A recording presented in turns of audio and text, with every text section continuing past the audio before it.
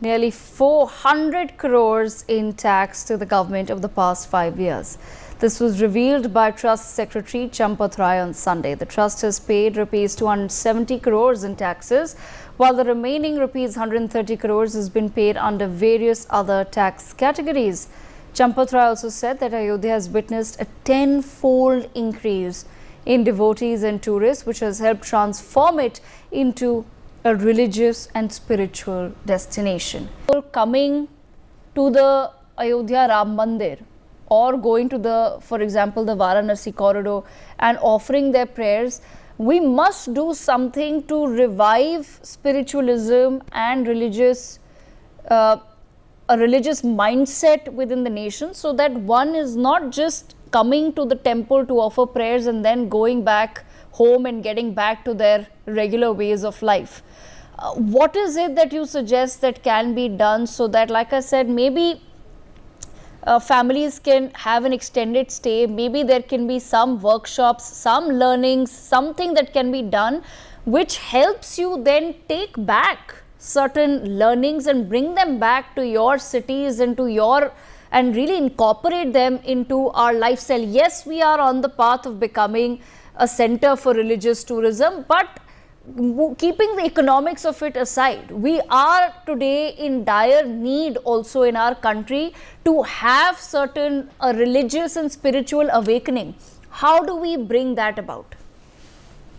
Yes, that's the best part of it. Congratulations to all of us that we have succeeded in proving Dharma, Arth, Kaam, Moksha in true sense.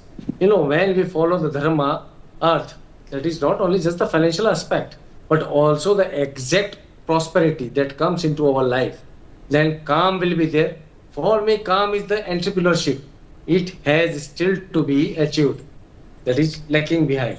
And then Moksha, that is the ultimate bliss that we will achieve after getting this entrepreneurship. When all these delegates were talking, I was so happy. They have got so much of things. Mr. Sumit said, about Mirzapur to Metropolitan, I was saying Wasirpur to Metropolitan, we are traveling now.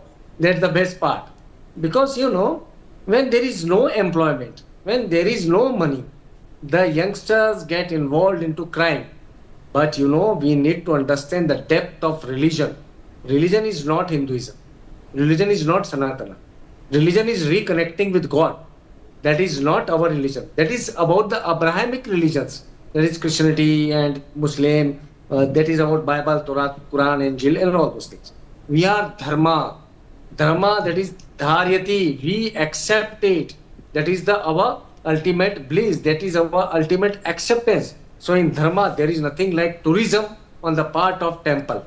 So when this central government introduced this phenomena of tourism, I was the first one to explain them, to suggest them that Deshatan, that is the educational excursions, that is another thing. Tirthatan, that is the pilgrimage, that is another thing. And tourism, that is for entertainment, or you can say rejuvenation process, that is another thing. So Ayodhya is a part of, you can say, Deshatan and Tirthatan. So I would like to suggest to follow the ultimate Dharma. We need to understand the difference between all these three. Otherwise, what will happen? Goa was the ultimate place for Durvasa and Parshuram. They met so many temples, they did their sadhana there, their penance there, and after that, Portuguese came, and you can see what's the condition of Goa. They are earning a lot, no doubt, but the original importance of Goa has vanished. It has become a tourist center. The same thing, I doubt, it should not happen with Prayagraj, it should not happen with that should happen with Ujjain. We are asking this now. When we were talking about corridors, I said that this isn't corridor.